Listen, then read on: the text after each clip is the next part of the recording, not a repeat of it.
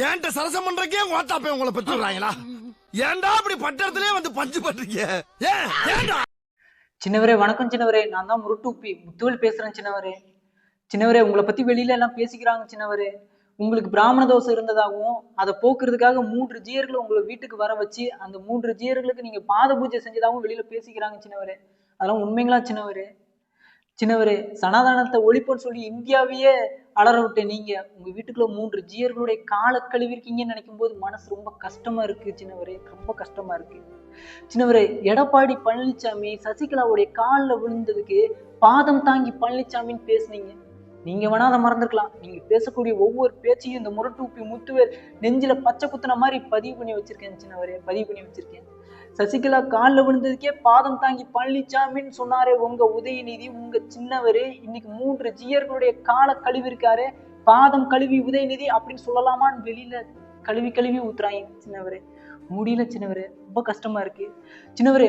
உங்க தாத்தா மாதிரி உங்க தாத்தா போட்டு இந்த கண்ணாடியையும் அந்த மஞ்சள் துண்டையும் நீங்க வாங்கி போட்டுக்கோங்க சின்னவரே. 10 பொருத்தமும் பக்காவா இருக்கும் சின்னவரே. ஏன்னா மேடையில நம்ம முத்தமிழ் அறிஞர் உங்க தாத்தா கலைஞர் பேசும்போது இந்துக்கள்னா திருடர்கள் அப்படின்னு பேசிடுறாரு. அதுக்கப்புறம் எவனோ கோர்ட்ல கேஸ் போட்டு கோர்ட்டுக்கு கூப்பிட்டுட்டான். உடனே அந்த கோர்ட்ல வந்து இந்துக்கள்னா உள்ளம் கவர்ந்த திருடர்கள்னு பொருளை நான் சொன்னேன் அப்படின்னு ஆப்பிரிக்க குரங்கு கூட அந்த மாதிரி பல்ட்டி அடிக்க முடியாது. அந்த அளவுக்கு நம்ம முத்தமிழ் அறிஞர் உங்க தாத்தா வந்து பல்ட்டி அடிச்சார். அதே மாதிரி வெளியில சனாதானத்தை ஒழிப்போன்னு பேசிட்டு வீட்டுக்குள்ள 3 ஜீயர்களுடைய காலை கழுவிருக்கீங்களே, நீங்க கலைஞருடைய வாரிசு நிரூபிச்சிட்டீங்க சின்னவரே, நிரூபிச்சிட்டீங்க. பெருமையா இருக்கு சின்னவரே. சின்னவரே எங்களெல்லாம் பார்த்தா எப்படி தெரியுது உங்களுக்கு? சனாதானத்தை ஒழிப்போன்னு நீங்க பேசினாலும் சில்லறையை தெருக்கி விடுறோம். நீங்க 3 ஜீயர்களுடைய காலை கழுவினாலும் சில்லறையை சமூக வலைதளத்துல தெருக்கி விட்டுக்கு இருக்கோம்.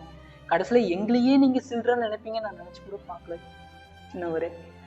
பொண்டாட்டி பிள்ளைங்க மூஞ்சிலலாம் முழிக்க முடியல சின்னவரே, ரொம்ப கேவலமா பாக்குறாங்க.